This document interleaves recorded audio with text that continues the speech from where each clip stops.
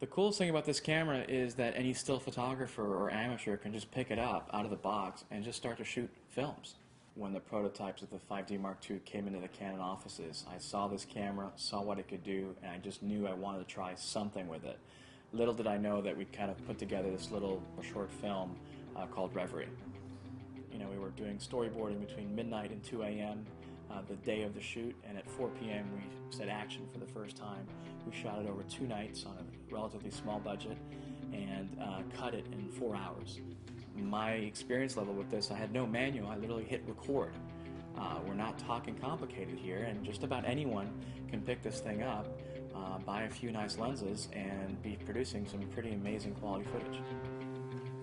But that's what's kind of startling about this. Not only is it 1080p out of a DSLR, but the video that was broadcast on the internet was raw out of the camera. Not a single adjustment was made, no color adjustment, no exposure adjustment, no noise adjustment.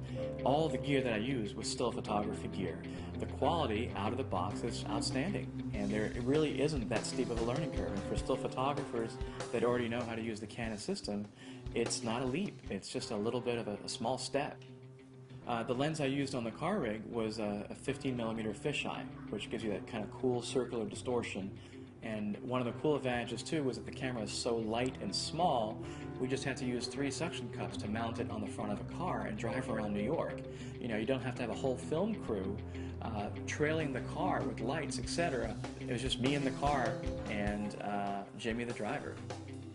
What's amazing about this camera is that you literally just drag the files off the CF card, drag them into your editing software. In fact, you can play them right off your desktop.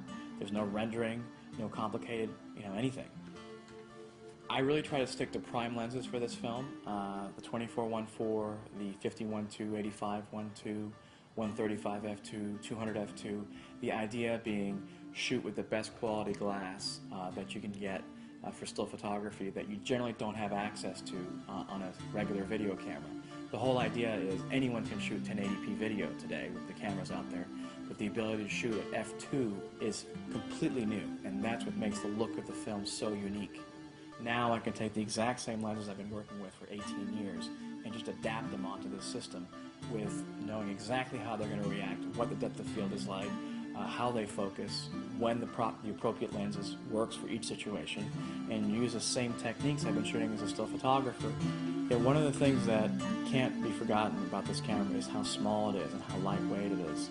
And that is a very keen advantage in that you can mount this camera in places you'd never otherwise dream of mounting a motion picture camera, such as on the hood of a car or the side of a car hanging as you're driving with less than $500 worth of grip equipment.